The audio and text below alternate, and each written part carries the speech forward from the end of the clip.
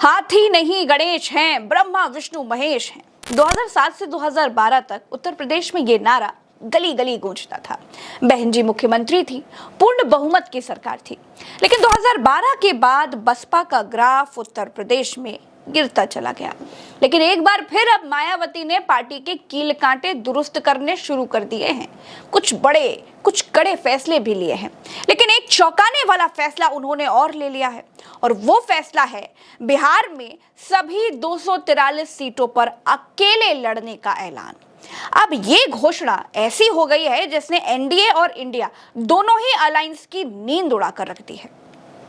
बसपा के लिए मिशन बिहार क्यों जरूरी है? बसपा के चुनाव लड़ने से किसका समीकरण गड़बड़ाएगा? बिहार चुनाव का नतीजा चीफ नेशनल कोऑर्डिनेटर बनाए गए आकाश आनंद के करियर पर क्या असर डालेगा? दोस्तों, बसपा का main battle ground Uttar Pradesh है, लेकिन बीते कुछ सालों से मायावती यहां पर लगातार कमजोर हुई हैं।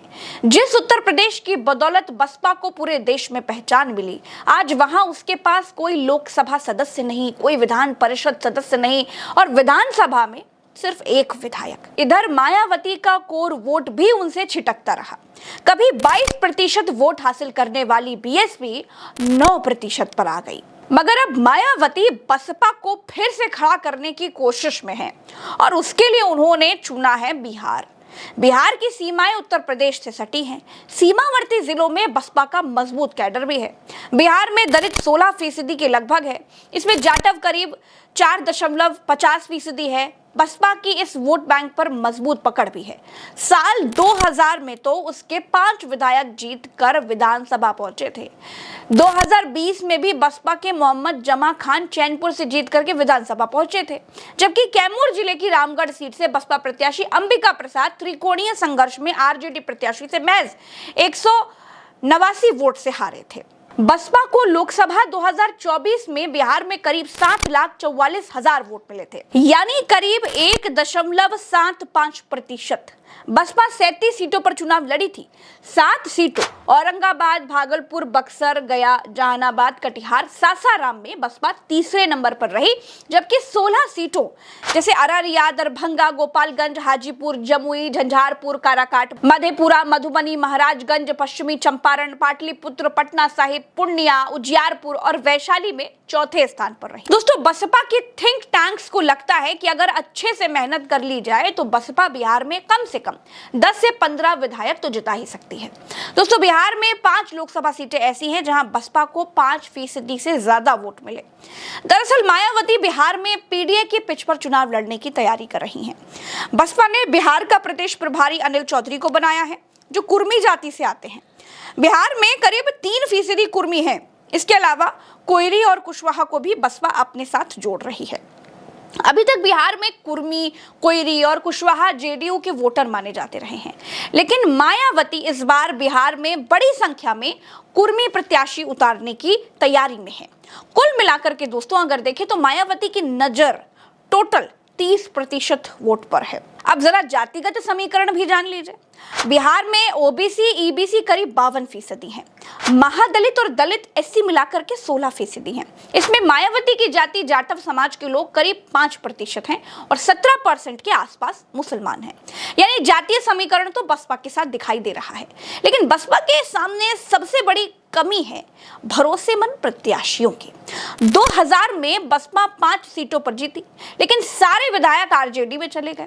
फरवरी 2005 में बसपा 2 सीटों पर जीती, लेकिन तब सरकार नहीं बन पाई।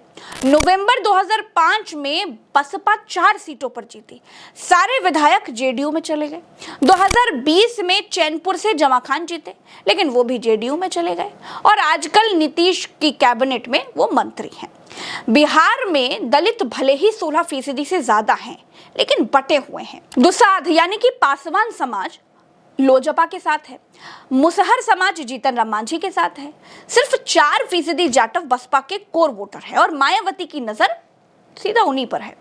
बीएसपी के सभी सीटों पर लड़ने से नुकसान दोनों महागठबंधनों का होगा दोस्तों, लेकिन एनडीए पर इसका असर ज्यादा होगा। बसपा का आधार दलित वोटर ही है, जबकि एनडीए के दो सहयोगी चिराग पासवान की लोजपा और पूर्व सीएम जीतन राम मांझी का बेस जो है वो दलित वोटर का ही है।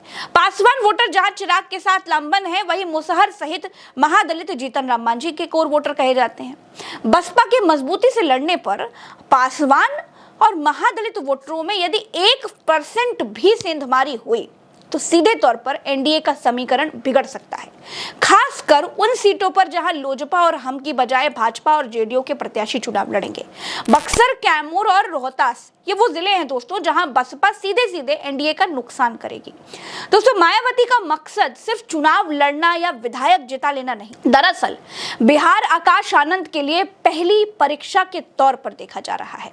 अगर आकाश आनंद यहाँ संगठन को मजबूत कर लेते हैं, वोटर्स को बसपा से जोड़ लेते हैं, उनका प्रदर्शन अच्छा होता है, तो भी मायावती को इससे फायदा ही है, क्योंकि आगे उत्तर प्रदेश में वो इसका लाभ लेगी, आकाश आनंद को और आगे कर सकती हैं।